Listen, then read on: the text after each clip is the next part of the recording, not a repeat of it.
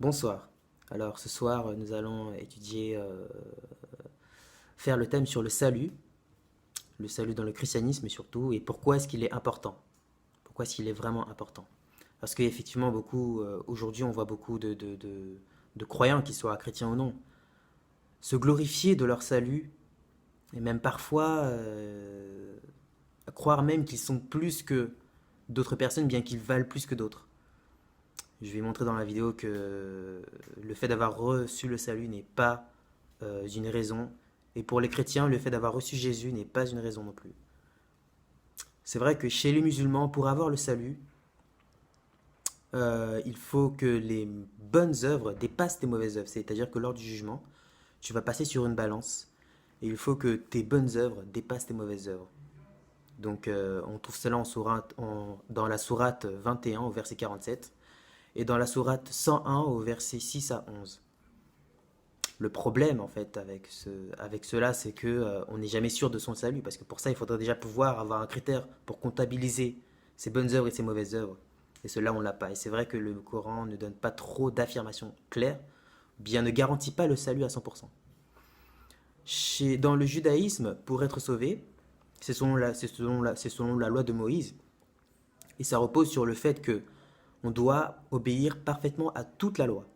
Parce que effectivement, en Jacques chapitre 2 verset 10, il nous est dit que celui qui obéit à toute la loi, mais qui commet une faute contre un seul commandement, en fait, il a désobéi à toute la loi. Ça veut dire que si j'obéis sur 100 lois, sur 100 commandements, si j'obéis à 99, mais que je transgresse un seul commandement, eh bien j'ai transgressé toute la loi. Et là encore le problème, c'est que dans ces choses-là, eh bien, le salut est reposé sur l'homme. Le salut repose sur l'homme. Alors, Jésus donne une parabole. On va y revenir après. Jésus donne une parabole en Luc chapitre 14, verset 8 à 11, qui parle de l'humilité. Dans cette parabole, en fait, il affirme que, par exemple, si tu vas dans une fête et que il faut pas que tu te mettes dans une place qui est élevée pour les personnes importantes. Pourquoi? Parce que si une personne plus importante arrive, eh bien, on risque de te faire descendre. Et là, ce sera la honte pour toi devant tout le monde. Alors que vaut mieux que tu te mettes dans une place qui est basse, c'est-à-dire pour les personnes moins importantes. Ainsi, si une personne moins importante que toi arrive, eh bien, on va t'élever et tu seras honoré devant tout le monde. Et on trouve ça là, donc en Luc 14, versets 8 à 11.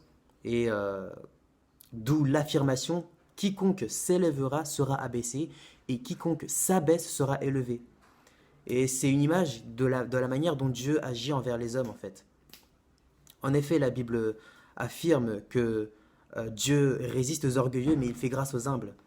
Autrement dit, donc, encore une fois, celui qui s'abaisse sera élevé et celui qui s'élève sera abaissé. C'est-à-dire que, selon les chrétiens, c'est dans la marche de l'humilité que nous sommes élevés. De la même manière aussi que dans la marche de l'obéissance, on obtient le pouvoir. On trouve cet exemple, par exemple, dans la vie de David. David qui était un serviteur et qui a reçu la promesse de la royauté. Mais quand on regarde son comportement par rapport à Saül, qui était le roi, qui était un roi mauvais quand même, eh bien, il n'a pas eu de la rébellion envers Saül, bien qu'il savait que le trône allait lui revenir, mais il est resté dans l'obéissance. Et à la fin, Dieu l'a récompensé, car il est devenu roi. Et donc, on voit cela. Et je pense que c'est aussi la raison pour laquelle les Juifs admirent tellement Moïse, car Moïse était l'homme le plus humble. On trouve cela en Nombre chapitre 12, verset 3. Parce qu'en fait, l'humilité va être la mesure de la grandeur. L'humilité va être la mesure de l'élévation. C'est-à-dire que selon la Bible, plus un homme s'abaisse, et plus proportionnellement il sera élevé. Et donc on trouve vraiment ce procédé vraiment très présent dans la Bible, et encore plus dans la vie de Jésus. Et c'est la raison pour laquelle les Juifs admiraient Moïse, parce qu'en Nombre chapitre 12, verset 3, il nous est dit que Moïse était l'homme le plus humble de toute la terre. Et donc, par conséquent, il était l'homme le plus élevé devant Dieu. Et c'est pourquoi les Juifs, par exemple, admirent Moïse en vertu de son humilité qui est affirmée dans la Bible. Et je pense aussi que c'est probablement la même raison pour laquelle les musulmans sont partisans de Mohamed. Alors, je vais proposer une petite définition de ce qu'est l'humilité. L'humilité, c'est un sentiment de sa propre insuffisance qui pousse à réprimer tout mouvement d'orgueil. Un synonyme, c'est la modestie. Et c'est vrai que les juifs considèrent, les juifs ou bien le musulman considèrent que leurs prophètes, comme affirment les écrits, que leurs prophètes étaient des personnes qui étaient très humbles. Mais pour les chrétiens, Jésus-Christ l'a été encore plus. C'est-à-dire que Jésus-Christ, pour les chrétiens, a fait le plus grand voyage d'humilité et d'abaissement. Tout simplement pour la simple raison qu'il était Dieu. Du fait qu'il était Dieu, déjà le fait de l'incarnation, c'est déjà une très grande humilité. Accepter de se dépouiller de toute sa force divine, de tous les avantages de sa divinité et devenir un homme. C'est déjà un grand acte d'humilité. Et ensuite, ce n'est pas que cela. Jésus-Christ, en plus de s'être incarné en homme, de s'être abaissé au niveau, à notre niveau d'humain, il a accepté d'être serviteur des hommes et il a été un modèle d'obéissance jusqu'à la mort. C'est-à-dire qu'il est allé jusqu'au bout, car euh, quelle est la plus grande preuve d'obéissance que la mort, que aller jusqu'à la mort? Et Jésus-Christ a montré aussi son humilité par cela. Ensuite, il a été abaissé jusqu'au séjour des morts. Pour après, à partir de là, il a été ressuscité, relevé d'entre les morts par le Père, et ensuite il a été relevé dans la position au ciel qu'il avait auprès du Père. C'est pourquoi, pour les chrétiens, Jésus-Christ a fait le plus grand voyage, la plus grande distance d'abaissement. Et il est celui qui a eu la plus grande humilité. C'est pourquoi la Bible affirme, en Philippiens chapitre 2, versets 5 à 9, qu'il a reçu le nom au-dessus de tous les noms, élevé au-dessus de tous, car il est celui qui s'est le plus humilié. Donc, je vais donner une parabole rapidement par rapport à ça. Du fait que c'est vrai que les deux religions abrahamiques, abrahamique, ça veut dire qu'ils viennent de Abraham, les juifs et les musulmans, dans ces deux croyances-là, dans ces deux religions, dans ces deux monothéismes, eh bien le salut s'obtient par les œuvres. C'est-à-dire que leur salut est posé par les œuvres. C'est-à-dire que dans les deux religions abrahamiques, Dieu ne s'intéresse qu'aux œuvres. Comme je l'ai dit tout à l'heure, dans le Coran, il faut être sauvé par rapport aux actes. Il faut que les bonnes œuvres dépassent les mauvaises œuvres. Et chez les juifs, donc dans le judaïsme, il faut obéir à toute la loi parfaitement. Et dans cela, il n'y a aucune affirmation parfaite, il n'y a aucune affirmation sûre du salut de l'homme. En fait, dès qu'on considère que l'homme est pécheur, et c'est là où est le problème, dès qu'on considère que l'homme est pécheur, que tout homme pêche, eh bien en fait, il est impossible d'être sauvé à partir de ces lois. En fait, personne ne peut être sauvé. Si Dieu doit regarder seulement les actes de l'homme, si Dieu doit regarder seulement à nos actes, nous ne pouvons pas être sauvés, parce que tout homme pêche. Et le péché souille totalement l'homme.